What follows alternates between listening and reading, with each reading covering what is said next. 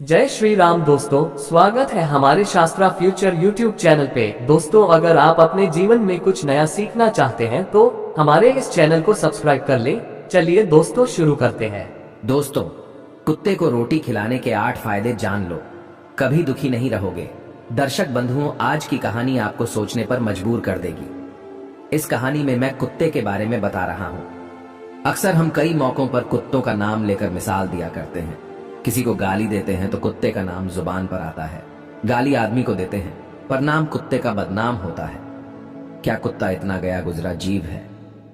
हमने उसे कभी खिलाने पिलाने के बारे में तो नहीं सोचा, चाहे कितने ही दिन से भूखा द्वार पर पड़ा हो, लेकिन हमें कभी उसका नाम इस्तेमाल करने में लज्जा नहीं आई। आपसे निवेदन है कि 5 मिनट का समय निकालकर इस कहानी को जरूर सुन लेना, शायद आपकी सोच बदल जाए। एक कुत्ते ने अपने जीवन की कहानी कुछ इस प्रकार बयान की कि हे दुनिया के लोगों, हम पर रहम करो। हमारा कोई घर नहीं होता, कोई आश्रय नहीं होता, कमाकर खाना हमें नहीं आता, हमें वस्त्र भी पहनने का ज्ञान नहीं है, इसीलिए सर्दी गर्मी बरसा में हम ऐसे ही घूमते रहते हैं। हमें पढ़ना लिखना नहीं आता, आपकी तरह हमें अनुशासन नहीं आता, हमें आपकी तरह बोलना नहीं आता। ये हमारा दुर्भाग्य ही समझिए, पर हमें आपकी तरह भूख भी लगती है। चोट लगने पर हमें आपकी तरह पीड़ा भी होती है, हमें आपकी तरह रोना भी आता है। बस इन्हीं 3 कामों में हम आपकी बराबरी करते हैं, इसलिए हम पर दया दिखाइए, हमें और कष्ट मत दीजिए।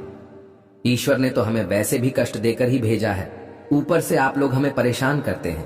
हम आपकी तरह मनुष्य नहीं हैं, हम पराधीन जीव है। जब हमारा जन्म हुआ उस समय हमारे आंख कान बंद थे। कह नहीं सकते कि उस समय आपके जन्म पर जैसे नाच गान होता है, बाजे बजते हैं, खुशी मनाई जाती है, हमारे जन्म पर भी ये सब हुआ होगा। हमारे जन्म पर किसने खुशी मनाई होगी?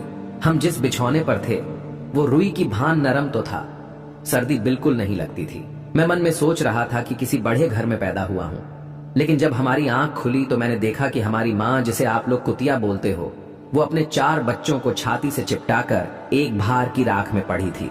हम 4 भाई थे, बाकी 3 भाई तो लाल और भूरे रंग के थे। मैं अकेला काला था, सबसे छोटा मैं ही था, इसीलिए कमजोर भी था। मेरी माँ हम लोगों के पास जब तब आती थी क्योंकि उसे भी अपने भोजन की व्यवस्था करनी पड़ती थी। यदि वो ना खाती तो हमें दूध कहां से पिलाती? उस एक पर हम 4 निर्भर थे। वो बेचारी अपने भोजन के लिए इधर उधर दौड़ती रहती थी। कभी भोजन मिल भी जाता था, कभी नहीं मिलता था, लेकिन वो हमेशा हम चारों का बड़ा ख्याल रखती थी।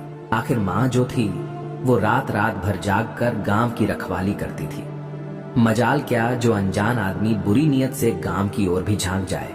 दूसरे गांव के कुत्ते भी हमारी माँ के डर से गांव में नहीं आते थे। गांव के किसी किसान के खेत में कोई साढ़ या नील गाय फसल खाने आती तो हमारी माँ उसे दौड़ा कर भगा देती। गांव वालों के लिए इतना सब करने के बाद भी कोई हमारी माँ को स्वेच्छा से भोजन नहीं देता था। उसके लिए उसे मजबूर होकर छीना झपटी करनी पड़ती थी। कई बार तो लोग उसे लाठी डंडों से पीट कर भगा देते। बेचारी उस दिन भूखी रहकर पेट की आग से जलती रहती थी। आखिर भूख तो हमें आपकी ही तरह लगती है, ऊपर से उसे अपने 4 बच्चों की चिंता लगी रहती थी। आखिर माँ जो थी, जब भूख उसे चैन से बैठने नहीं देती और गांव वालों का भी उसे देखकर हृदय नहीं पसीजता, तो बेबस होकर के उसे लोगों के घरों में चोरी से घुसना पड़ता था, और खाने की कोई चीज मिल जाती तो उसे खाकर अपने पेट की आग बुझा लेती। कई बार तो लोग उसे खाने की वस्तु ले जाते, देख तो लाठी डंडे लेकर उसके पीछे पड़ जाते। कुछ निर्दयी लोग तो कई बार उसे घर के अंदर बंद करके पीटते थे, हमारी माँ का बुरा हाल कर देते थे। क्या बिगाड़ा था? उसने सिर्फ अपने पेट के लिए भोजन ही तो चुराया था। चोरी करने का हमें कोई शौक नहीं है, पर पापी पेट हमें ये सब करने के लिए मजबूर कर देता है। एक दिन की बात, बड़ी ठंडी बरसात हुई, ओले पड़े थे, ठंडी हवा चल रही थी। उस ठंड में ठिठुर कर हमारे 2 भाई मर गए। उस दिन हमारी माँ बहुत रोई, लेकिन मनुष्य हमारी पीड़ा क्यों समझेगा? उसके बच्चे थोड़े ही मरे थे, अब हम सिर्फ 2 भाई रह गए थे। हमारी माँ हम दोनों की अच्छे से देखभाल करने लगी थी। एक दिन उसी गांव में एक बनिए के घर पर दावत चल रही थी, पूड़ियां बन रही थी। बनिए के घर काफी मेहमान आए हुए थे। हमारी माँ कुछ खाने की तलाश में बार बार उधर जाती, लेकिन लोग उसे दुत्कार कर भगा देते। किसी को उस पर इतना तरस नहीं आया कि एक पूड़ी उस बेचारी को खाने को फेंक दे। एक पूड़ी से उनका क्या बिगड़ जाता? मेरी माँ ललचा ललचा कर रह जाती। माँ वहीं खड़ी खड़ी देखती रही। दोस्तों, उधर बनिए के आंगन में दावत खाने का सिलसिला चालू हुआ। भोजन परोसा जाने लगा। माताजी भी वही जाकर पूछ हिलाने लगी। खाना परोसने वाला आदमी जब किसी काम से भीतर गया तो मेरी माँ दबे पांव कुड़ियों के छकड़े के पास पहुंच गई। अब तो उसे देखकर चारों तरफ से दूधू हाहा धत धत की आवाज होने लगी। चारों ओर से लोग चिल्ला चिल्ला कर ऐसे भागे, मेरी माँ वो चीख पुकार सुनकर घबरा गई। 2-3 आदमी डंडे लेकर उसके ऊपर से बड़ी बेरहमी से दौड़े। मेरी माँ वहां से घबरा कर भागी, मगर उसे वहां से निकलने का कोई रास्ता नहीं मिला, क्योंकि सामने से लोग डंडे लेकर आ रहे थे। तो माँ जो लोग वहां खाना खा रहे थे उनके ऊपर से होकर गुजरती हुई मोरी के रास्ते से बाहर निकल गई। मेरी माँ अपने निकलने पर इतनी हैरान नहीं थी जितनी कि उन लोगों को देखकर हुई थी जो वहां पर दावत खा रहे थे। वे सब उठकर खड़े हो गए। उन्होंने भोजन करना छोड़ दिया। कह रहे थे कि कुत्ते के लांघ जाने के कारण भोजन भ्रष्ट हो गया है। सब एक दूसरे से विचार कर रहे थे कि अब क्या किया जाए। खाना तो सब खराब हो गया। बेचारा बनिया फूट फूट कर रोने लगा। कुछ लोग तो ये भी कह रहे थे, भाई कुतिया के लांघने से भोजन खराब कैसे हो गया? उसने खाने में या पतलों में मुंह थोड़े ही डाला है, सिर्फ ऊपर से निकल ही तो गई है। लेकिन उनमें कुछ लोग बड़े घरों से ताल्लुक रखते थे, उन्होंने एक भी नहीं चलने दी। कह रहे थे कि भोजन तो भ्रष्ट हो गया, ये हमारे खाने के लायक नहीं है। आखिरकार उन्हीं की बात मानी गई। अब तो वो सारा भोजन गरीबों में बांट दिया गया। उस दिन तो मेरी माँ को खूब पेट भर के खाना मिला था। ऐसा सुख उसने जीवन में कभी नहीं पाया था, लेकिन वो सुख उसके लिए बड़ी मुसीबत बन गया। वो भोजन करके वहां आराम से लेटी थी, लेकिन उतने में वो बनिया डंडा लेकर वहां आ पहुंचा और उसे बुरी तरह से पीटने लगा। उसे बाहर से भागने का भी कोई अवसर नहीं मिल पाया। डंडों की चोट से वो बुरी तरह चिल्लाने लगी। माँ का विलाप सुनकर पत्थर भी पसीज जाता, पर उस निर्दयी को उस पर जरा भी रहम नहीं आया। वो उसे कठोरता पूर्वक पीटता रहा। माँ का वो आह का शोर पूरे गांव में सुनाई दे रहा था। तब कुछ लोग आए और उसे समझाकर बोले, भाई जाने दो, भूख में तो आदमी की भी बुद्धि भ्रष्ट हो जाती है। वो तो एक पशु है, उसे अच्छे बुरे का क्या ज्ञान। अब उसे मारकर आपको क्या मिलेगा? जो होना था सो हो गया। लोगों के समझाने के बाद उसने हमारी माँ को पीटना बंद किया। माँ ने आकर सारी कहानी हम दोनों भाइयों को सुनाई।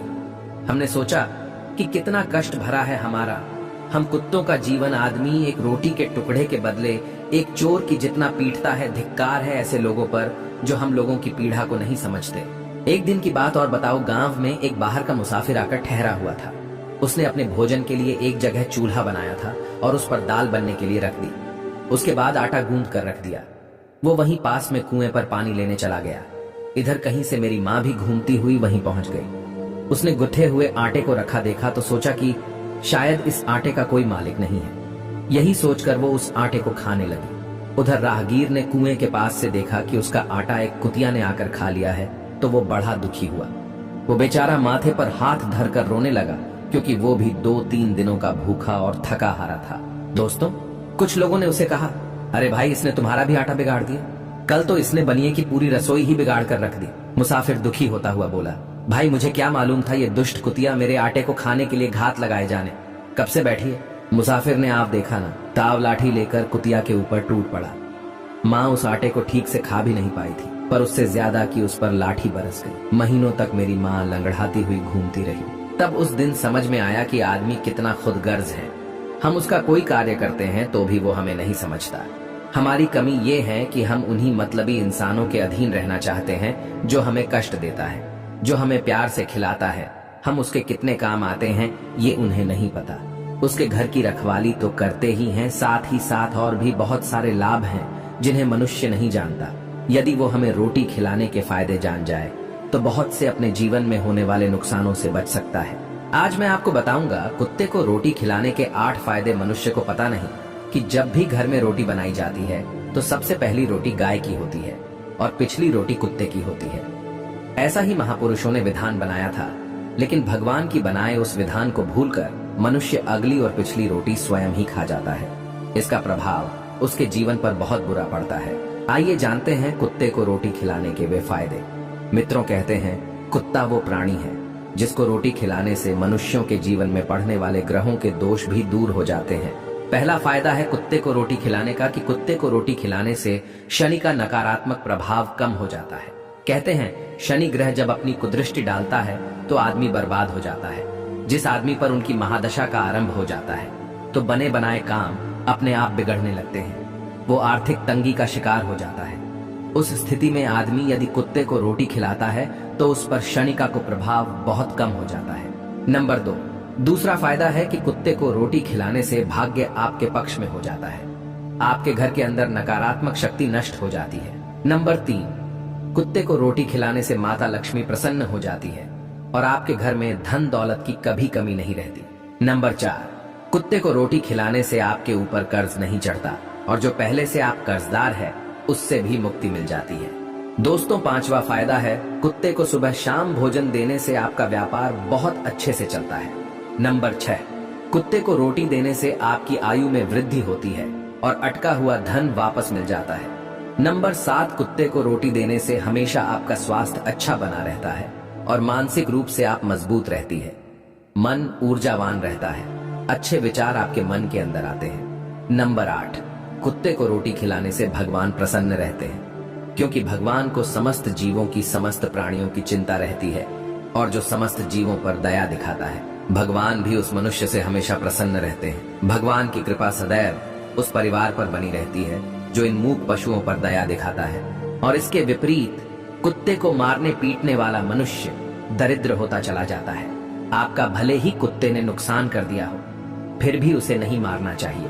कहते हैं कुत्ता जब रोता है तो अपशगुन होता है, कोई संकट आता है, किसी की मृत्यु होती है, इसलिए कुत्ते को कभी रुलाना नहीं चाहिए। जो बीमार कुत्ते का, घायल कुत्ते का इलाज करवाता है उस पर अश्विनी कुमार सदैव प्रसन्न रहते हैं। वो मनुष्य सदैव निरोगी बना रहता है। दर्शक बंधुओं, उम्मीद करता हूं ये कहानी अच्छी लगी होगी, तो चलिए आगे भी दोस्तों में शेयर कीजिए।